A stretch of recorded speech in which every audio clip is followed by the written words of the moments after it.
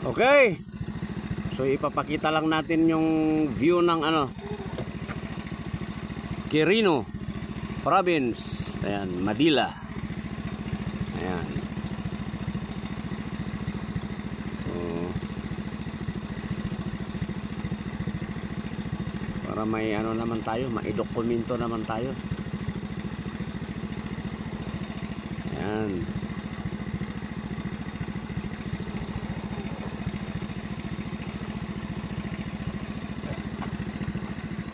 Ayan, so yan yung forma.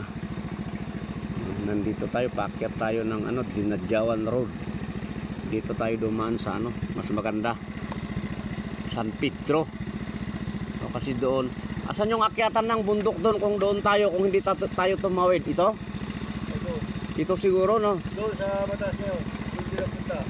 Kasi mataas daw yung daan dyan, kaya dito tayo pinadaan ng mga tao na nakausap natin sa bayan.